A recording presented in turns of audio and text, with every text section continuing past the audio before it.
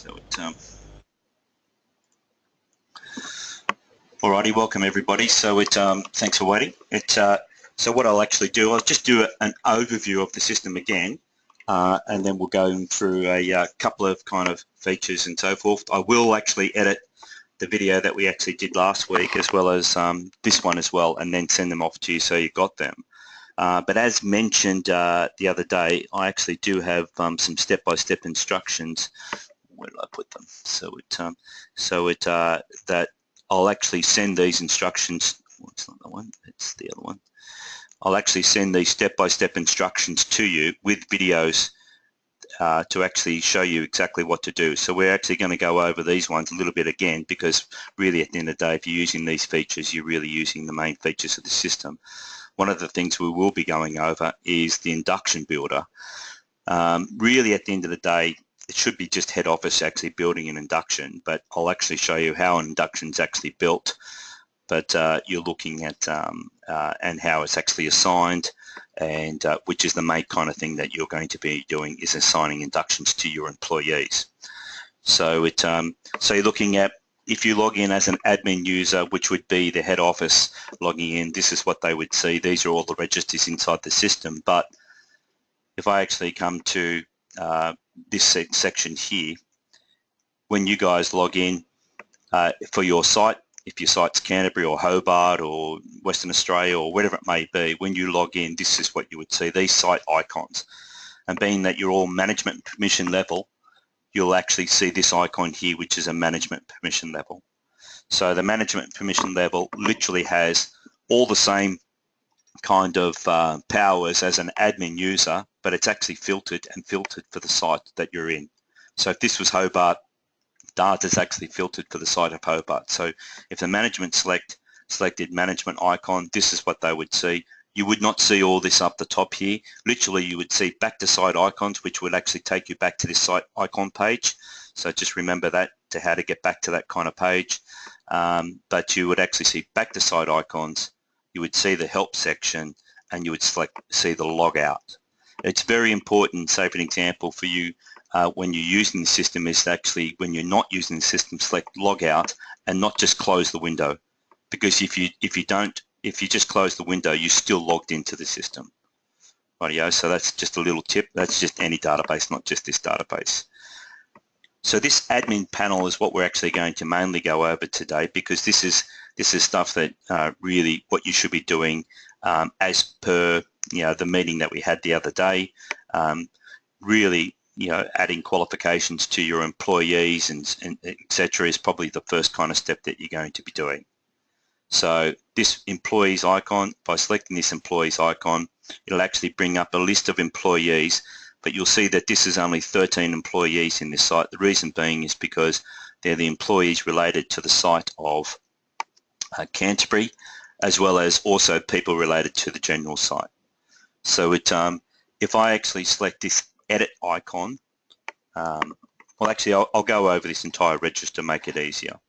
So this icon here is something that you can actually select that icon there like that and send out everyone's username and password. Obviously the email needs to be correct.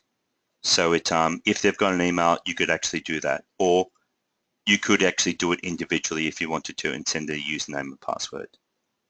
You can also use this to deactivate or to delete an employee. And I would really recommend that you do not delete any employee, even if they've left, because you need to keep their records. So you would just select those icons there and you would actually deactivate them. You can actually bring them back if you deactivate them, by the way. So so that's what this little icon here does. The status, well, these arrows here are just highlighting if an employee is logged into the system or they've never logged into the system. So green means they've logged into the system, orange means that they haven't, and then you can actually come over here and see the last date where they've actually logged into the system. They might have logged into the system, but if they haven't modified it, it'll actually highlight here. So they might, just like this one here, this person's logged into the system, but they didn't do anything. So this person is logged into the system and they made a modification on that date. So so that's what the difference of those fields are. Check your email address when you're actually entering into the system, but we have uploaded all the data in the system. and your first kind of option is actually to go this register to make sure that all the employees' details are correct. So the position, that would have actually been preset as per the upload that we actually did in the initial process. And I'll be actually having a separate kind of meeting with administration to show how you can actually set certain qualifications and inductions to certain permission levels. So therefore it'll highlight in the qualification matrix, but I'll go over that again in a second. So you can actually hit this button here and add notes to that employee. So for an example, it might have been that you want to, you've had a warning to that employee, or whatever it may be, or they've gone on holidays, or whatever it may be that you want to make a note to that employee, so you can actually add it to this note section here. The history button is everything relating to that employee, whether incidents they've involved, hazards that they've logged, inductions that they've completed, to-do items that they've been assigned and completed, qualifications that they have, notifications that you might have sent by SMS, and these ones are coming. So so that literally that history button there is everything about that individual employee. You'll see in the coming months in this history section, you'll actually have a print section here. You'll be able to print an entire report on this individual employee and sit down in consultation with him. So it's a great way for you to actually see an entire history of an individual employee in one snapshot. But this is the first thing you're actually going to be doing, is you're going to be selecting edit next to all your employees in your system. And you're going to be scrolling down to mainly this qualification section. Now there's already been qualifications loaded inside your system. So if you actually select this drop-down box, you'll see there's a whole list of qualifications. I'm in the demo system here, not your system, so I don't want to dirty your system. But there's already a whole lot of preloaded qualifications that's been inside your system. So if you did want to add another qualification, you can actually select Add New Qualification here by hitting this button. But I would, I think you should be actually speaking to Melissa before you do that, because remembering that qualification is going to be seen through every single site. So you can, say for an example, set an alert date, and how you actually set an alert date is you select on the calendar icon. So if you say I can't type into this field, well, there's a good reason. If you select an Excel spreadsheet and you actually try to type into a field, you'll see that there's around about 15 different combinations on how to actually do a date. So that's why you're doing this date here. And just going over this, how to actually select a date. Well, first of all, you actually select the month. You would select the year, and then you would actually select on the date, and that locks it in. You can clear that date if you wanted to just here. It's totally up to you. So so you can clear that date, but you really want to set an alert date for your employees for that qualification, and also an expiry date. So setting an alert date and expiry date, you would know how long it would take to book someone in for a certain course. It might be 5 weeks, 6 weeks, whatever it may be. So you're looking at what you would actually do is really set an alert date appropriate to how long it's going to take you to book a person into a certain qualification course or reassigning them. You can actually enter an ID card here, and you can actually upload that certificate inside the system here if you wanted to. So you're looking at it. Good, John, you've just arrived. Thank you. So haven't missed much, but you can watch that recording. I'm just going over how you can actually enter a qualification with alert date and expiry date by selecting edit next to the employee, but I'll just go over it quickly and again in a sec. But one thing I just please note is that when you're actually uploading a file here and you're going to scan that document and upload it, when you scan a document, it's not a true PDF. Even though it says it's a PDF, it's not. It's an attachment. So open that scanned document and then select Save, Save As, and save as a PDF, and then upload it, and you'll find that it'll upload really easy. If you don't, it won't upload because it's an attachment. It's not a true file. So you're going to go through here and add qualifications to every single employee if you wanted to, you can actually add more by just selecting this add more qualification. You can delete a qualification by selecting this little X here. Rightio. So, and you'll find that basically by doing this section here, it's a great way, especially in your industry, to actually show compliance. One thing to make sure that you do is select update when you actually do this. If you don't, it won't update. A lot of people actually log in, they do it all, and they go, basically it didn't save it. So I asked them to show me, and they've literally gone through and clicked that, and then they just go back. And of course, it's not going to save that. So John, just to highlight that there, I selected the employee icon, and then I selected edit record. But I do have a step-by-step guide to actually go through everything like that. So it, as I mentioned, like I'll be sending this out here, and this is a step-by-step guide on exactly what I said. Basically, go to the organisational. That's for admin only. But here, for the management, would go to the employee register. They would, select edit next to the qualifications and all that kind of stuff, and you would actually do that kind of process.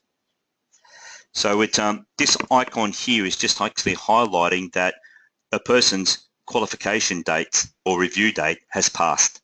So if you see this icon here, it'll actually reflect in the qualification register, this register here. A management permission level, which is everyone on this section except for Melissa, well, you don't see a qualification icon on your site icon page. You actually get access to your qualification table via this icon just here. If I select that icon, you'll see that it's automatically created a a qualification matrix. Please note that here I'm actually in the site of Canterbury, so I'm only seeing the 13 people relating to my site. So these are only the employees relating to my site, and I can publish this register solely for my site. So these yellow icons, again, as I mentioned last week, is that person actually was assigned to a certain position, and they actually do not have that qualification. So I'll actually highlight as yellow that that person hasn't got that qualification. But you can actually publish this register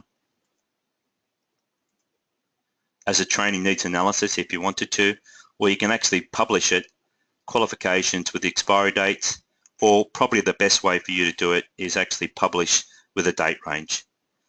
So you could actually select here a date range. Say for an example, we want to find out who's actually expiring in the month of May and June. So you could actually, select May 1, and we're going to select June 30, and you can select publish. So that will download an Excel spreadsheet, which has come on my other side of the computer. I'll just bring it over.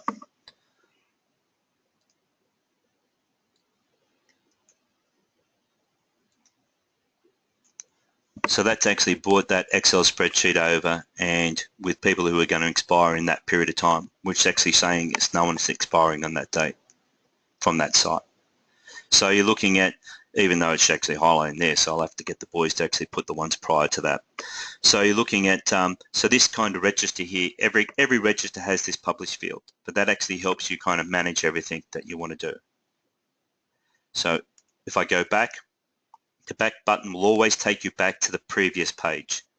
So if I go back again, it'll actually take me to my admin panel, which is basically I can go back to the site icon page to get to the back to the site icon page. So when you log in as a manager, this is the page that you would see. So that management icon is where you'll spend a lot of your time. So you can actually select that management icon, select an employee induction, employee register. When you select that employee register, it'll bring up the employee register for your site, and then you can actually select edit next to that employee and update their permission levels, as their qualifications. Alrighty, so each employee that you've actually got is being assigned the permission level as employee. So if I actually select this permission level icon here,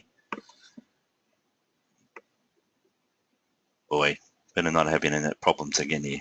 So it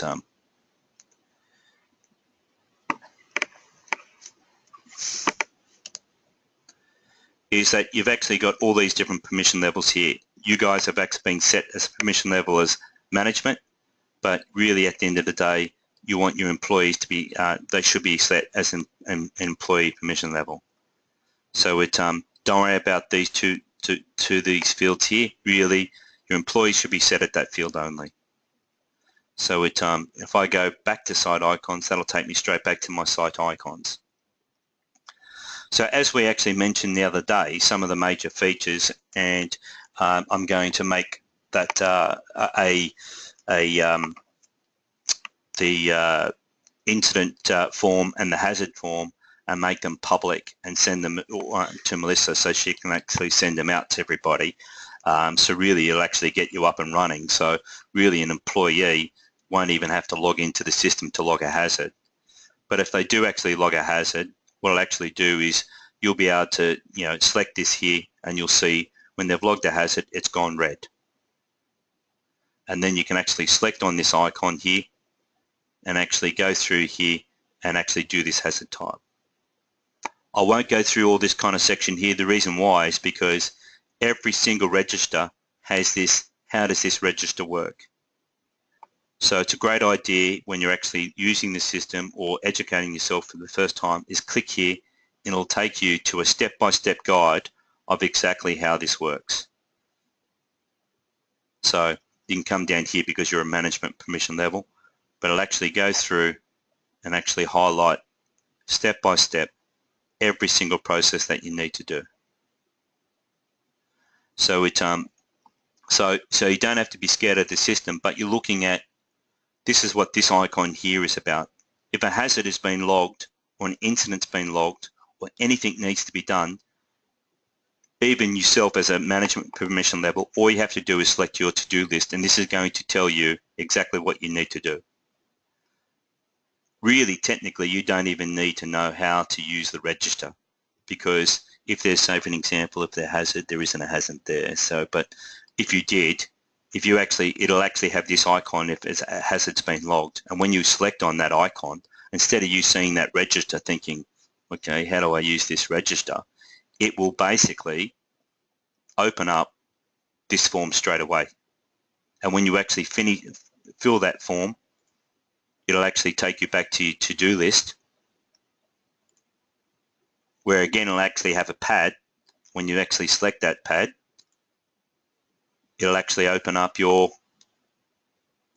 control measure. So technically you don't even need to know how to use the registers, because all you really need to do is select this to-do list. That's why, as we in our last session, making those QR codes and making them public so they can log a hazard and log an incident, because if they do, all it's going to be is in your to-do list, and all you have to do is select that icon. That's how easy the system is for you to do, especially once those QR codes have been developed and you put them around in, say for an example, in your trucks or your site and all those different things, and you're looking at the employee just download the QR code reader on their phone. They're going to scan the hazard form, the incident form, and the maintenance form, or a checklist, and it's automatically come into here. Now, so in saying that, with this checklist register here, this is a checklist, and these checklists here are filtered for the site of Canterbury, as well as filtered for the site of the general site. So instead of being Doble Express, this will actually have chest moving. So it and the reason why we actually mentioned before about making a checklist, when you make a checklist and selecting this field to be open, is that you can actually have one checklist that relates to every single site, but all you have to do is then select your site. And you can actually do this checklist online. So when a person actually has done a checklist, it automatically saves it in that checklist log to show that they've actually done it, time and date. So, and that's something I need to discuss with Melissa as well, is that are the management team going to build the checklist individually for their site, or is the head office actually going to build those checklists? So building a checklist is quite easy. You're literally selecting add checklist. As mentioned, relate it to the site in red. Or if it's an individual checklist relating solely to your site, you can select it to your site. If it's solely related to your site, leave this field as closed.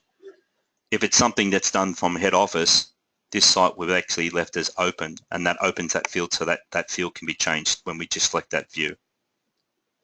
You can relate it to an activity, and this is picking up your activity register. You can relate it to a machine, and it's picking up your machine. You can relate it to a compliance, it's picking up your compliance register. And then you can actually build the checklist, and it's really seriously, it's just literally just adding. It's that easy to do. So, and again, but I'll discuss this with Melissa, you know, on what needs to be, you know, whether you guys are going to do it or head office is going to be do it. I would suggest that head office do it, and then, say for an example, assign them at the start, and then once you get used to the system, then you start using it. If we can get you using the basic fundamentals, which is really getting the QR codes for the hazard, QR codes for the incident, and then you're looking at QR codes for the basic checklist that we're actually going to create, and we make them public, and you put them everywhere, literally you're up and running. So one of the things that you're going to mainly do is literally select this management icon, and as I mentioned, update the employee's qualifications. Now, one of the other things that you should be doing as well is literally setting alerts for yourself, for your site. So if you actually select this alert, it'll bring up this alert section here. One thing you definitely want to be doing is setting alerts for incidents and hazards, and especially for you guys, your plant and equipment. You can also set it for qualifications, which I would do as well. So if I do that again, if I select on the alert icon, so your management icon, then your alert icon, select add employee to alert, select the alert type of accidents and incidents, select your site, and you'll actually see a list of people relating only solely to your site and the people it's related to the general site. So you can actually select your name, and say for an example, for an incident, you would leave the time frame as 0. You can escalate this if you wanted to, and say for an example, again, Melissa, we can actually discuss this, because you might want to escalate this to say if it hasn't, the investigation hasn't been, if the incident hasn't been investigated by 1 day, it'll actually go to management save. So you can actually do that if you wanted to, but I'll discuss that with Melissa. But you're looking at, each manager should at least, say for an example, set up alerts for themselves. Remembering that for an incident and a hazard, you would set it as 0, save. Let's actually put that into the section here. You can get rid of that alert, but say for an example, for a plant and equipment item, so if I select plant, or best thing, you can just select add. If I go down here to plant, and I select the site as Canterbury because that's what I'm in, same people there again, I can select that person. You would select this as 1. And the reason why you would select this as 1 is because it doesn't expire on the day, it's actually expire on the next day, so I can select save. So it, and if I just open up that field there, you'll see that's actually put that there. Since I'm in the site of Canterbury, it'll actually only show all the alerts that's actually set for the site of Canterbury. As an admin user, you could actually see every alert set for every single site. So it, now in saying, you know, you've set alerts here for certain things, you don't have to set alerts for every single item here if you don't want to. The reason being is because the to-do list is literally, you know, alerting you all the time. So it, I'll actually, you know, basically send you off this kind of process where it actually tells you which alerts you should be setting. One of those alerts you should be setting is the action alert. So what is an actionable alert is you're looking at if an employee's been assigned something to do and they haven't done it, it'll actually come to you afterwards. So, and you want to be doing that. So it, but you're looking at one of the other things that we discussed last time is and it's a very big kind of process, is inductions. So you got the induction icon down here. This is actually inductions assigned to you. Rightio.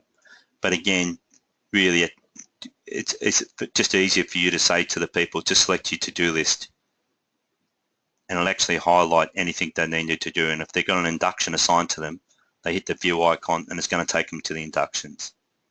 So instead of confusing employee or management, sorry, I've got a question here. Sophil, does that mean one of the workers enters an incident on his phone on a job, we would be notified straight away? Absolutely correct, Andrew. So if you've actually set, you won't be alerted unless you actually hit this management icon and you come here and select alerts and you select that add there employee and you set that alert. That's exactly right. So if you've set that alert for yourself to receive and you've set that at 0 for an incident type, so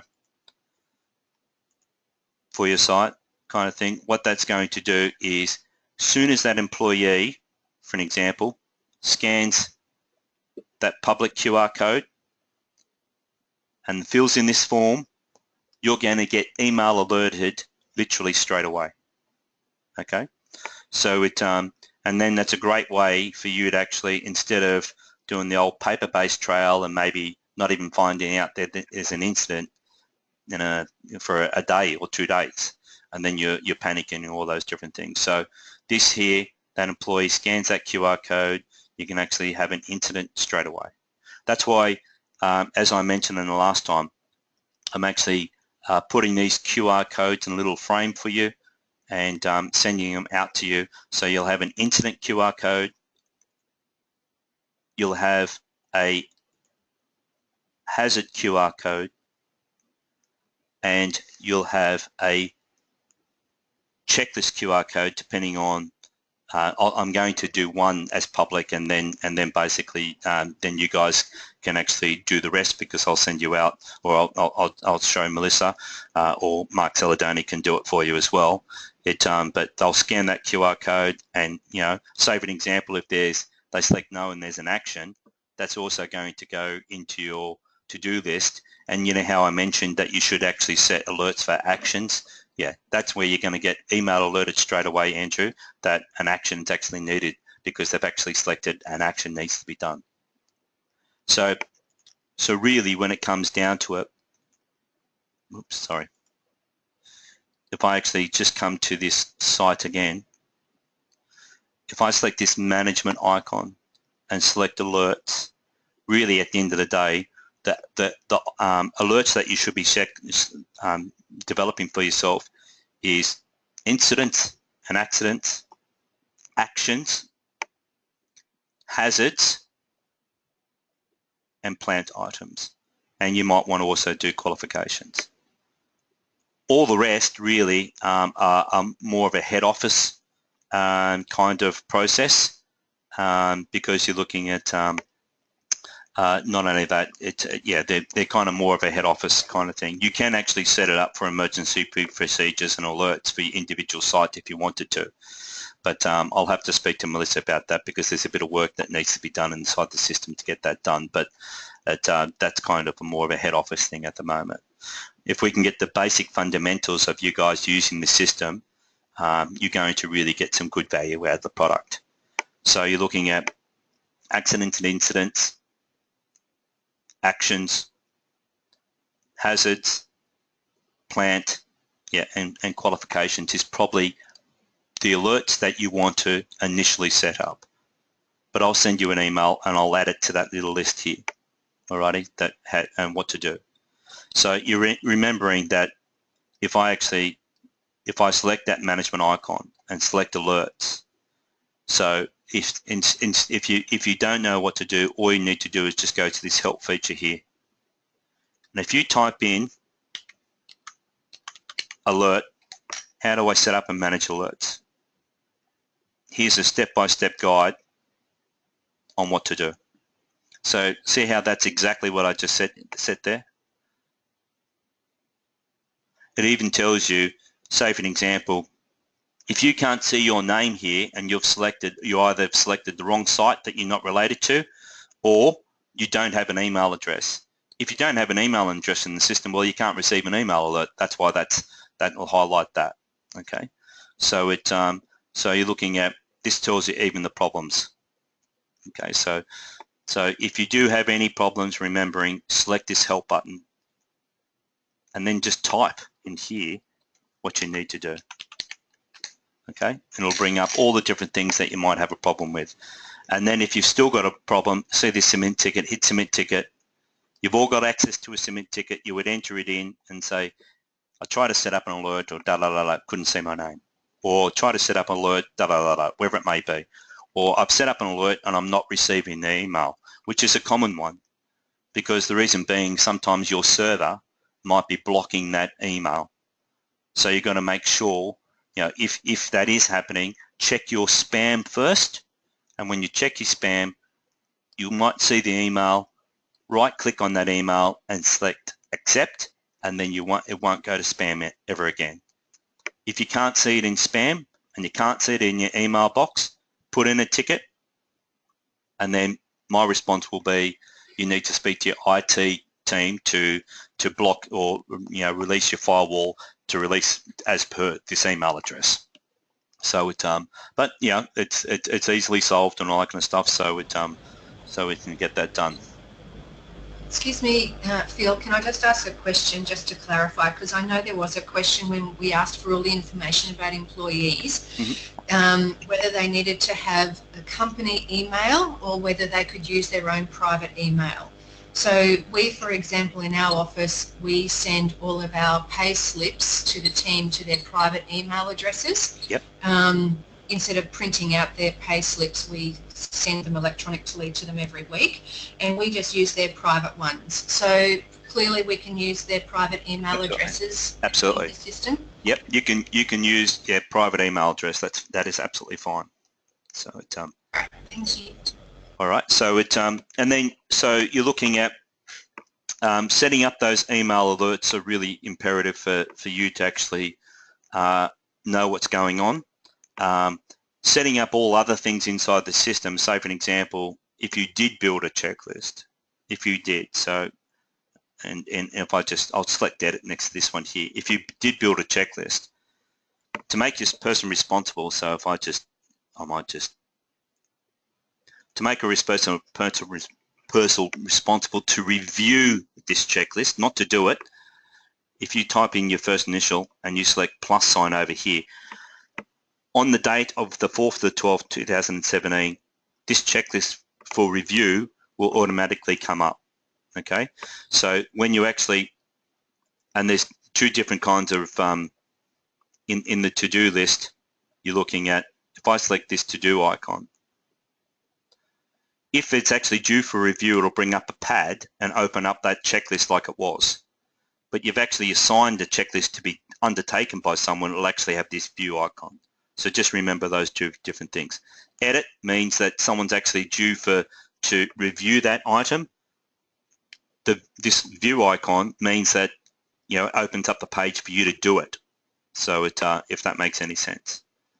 So now we actually did mention, so for an example, about assigning things to be undertaken for certain people. So you can actually select your management icon and then this to-do icon.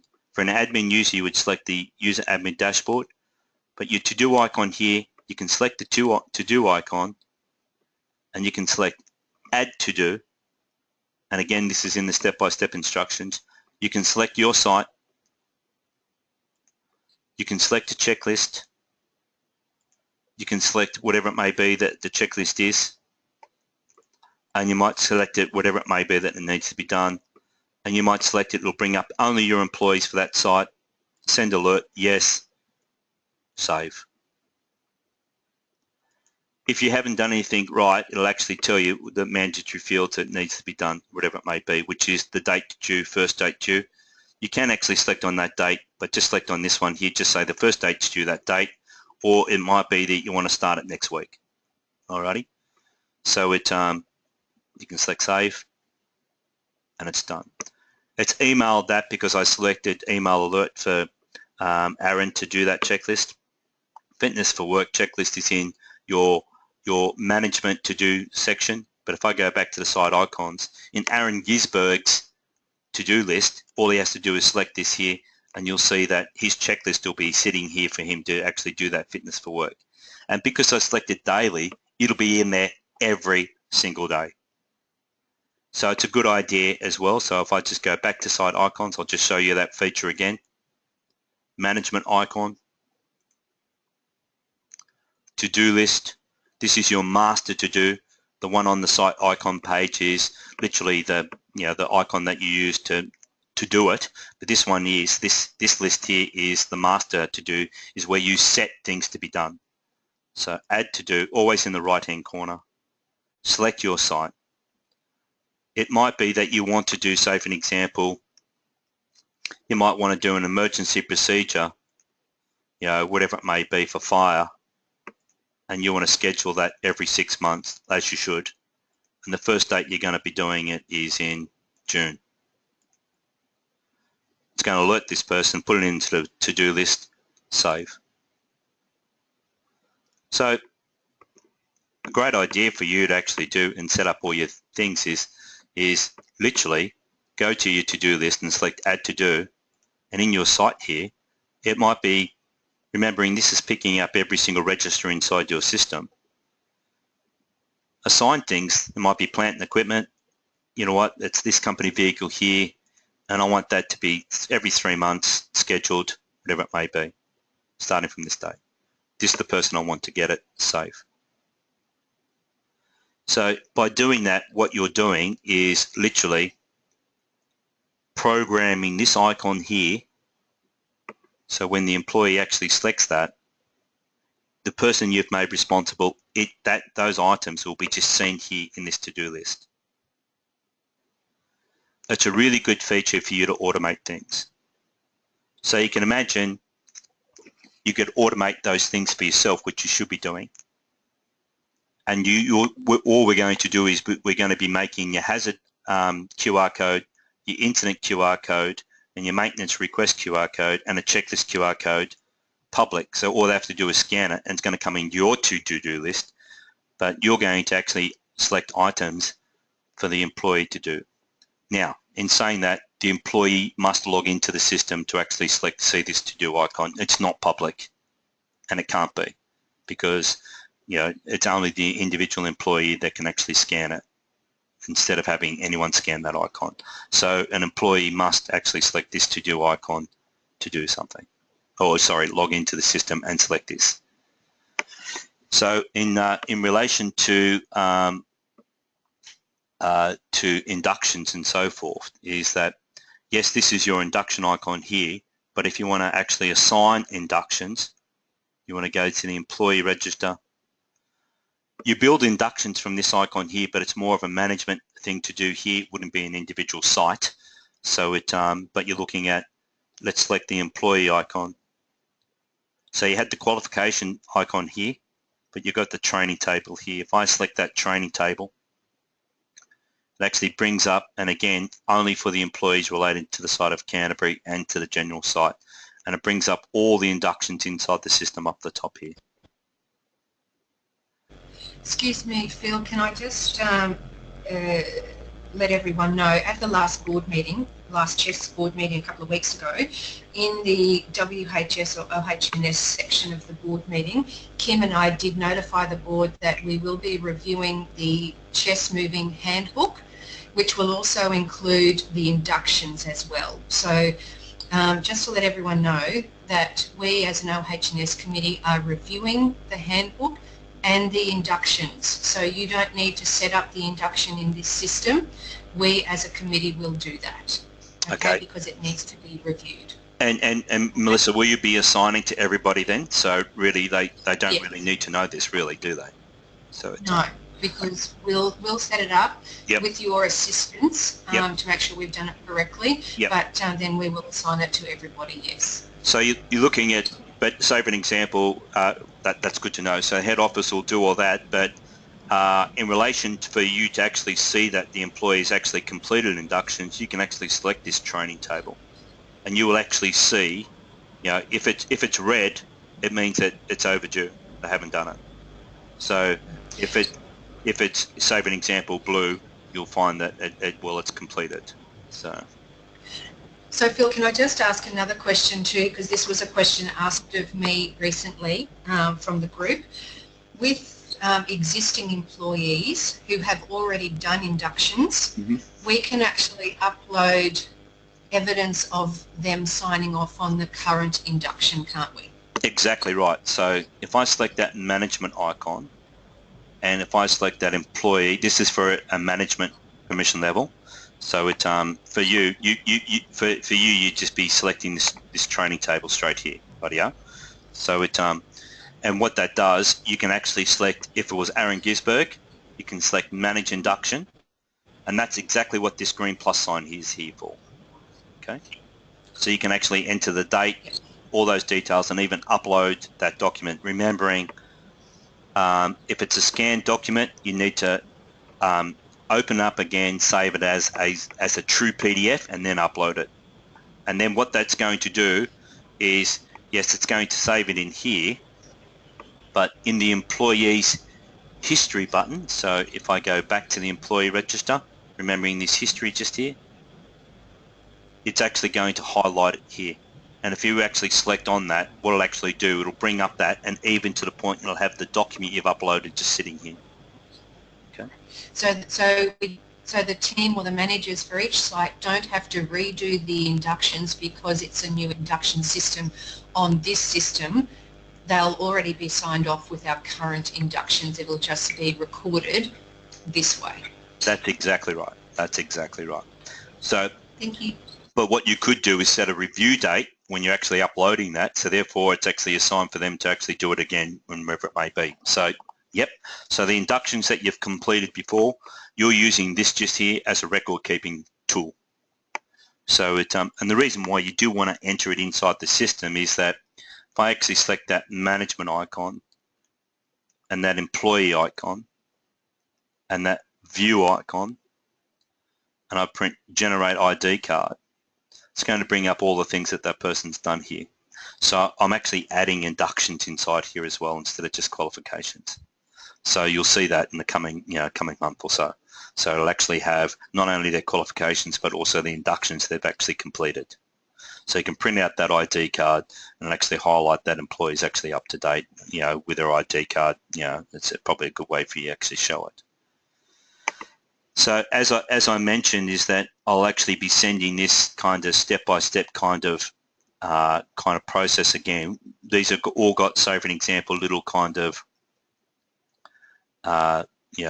basically videos on everything, how to do it.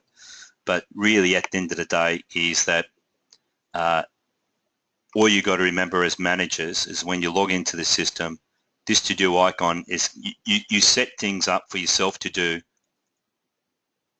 in this to-do list here. So therefore, all you have to do when you log into the system, this icon here is going to tell you what you need to do that day. So it and you're going to select this icon, and you're going to select your alerts, and you're going to add your alerts for accident, actions, hazards, plant, and qualifications. And in doing so, what that's also going to do, it's going to send you an email alert, but also it'll also put it in your to-do list that there's something that needs to be done. Okay, so and then once we actually get your QR codes up and running, literally it's pretty easy. And then, say for an example, I think the checklist will be developed by head office, and then have an open field, and then, say for an example, Melissa, we can actually just program things to be done on a daily, weekly, monthly, 3-monthly, 6-monthly, 12-monthly kind of basis, and really you're up and running quite quickly. So I'll be working on developing those QR codes as quickly as possible to get you going with the hazards and the incidents, and I'll develop one maintenance request code for your head office, Melissa, and then I think because it's such an individual kind of item, then you can actually, I'll show you how to do that, or Mark can help you with that and develop those. But this maintenance register really is a great tool, especially for everyone, where they can scan again a QR code and log maintenance, and it's going to automatically come into your to-do list, as a maintenance request, and all you're going to do is select that edit. It's going to open up the form, and you can actually then assign it out to an internal person or a contractor. So we might leave it at that, because it's been nearly an hour that we've been on here, and you're probably getting sick of my voice. So I have taped this, and you're looking at, again, I'll actually send those step-by-step instructions and this video so you can watch it over and over again. But you'll see that once we get these QR codes to you, you're kind of up and running. Thank you, Phil. Can I just, when everyone's off the call, can I just have 30 seconds of your time, please? Yep, definitely. Or I can give you a call after this anyway, if you like. How about that? Yep, it'll be better. Great. And then I can turn this recording off. All right. Thanks, everyone. So so don't be scared of the system. So remembering you've always got this help section here. If you need any help at all, and please, I do highlight that you can actually enter whatever it may be in here. You can even come down here and look at all the different ways to do it. You can watch these training videos, even though they're old. It'll actually give you a really good hindsight of how the system works. But you've also got this submit ticket, where you can actually hit submit ticket, enter in anything that you need, and you'll get an answer within 12 hours. So unless I'm dead. So, or I shouldn't say that. So but everything should be good. So thanks, everybody, and I'll keep you posted. Thank you.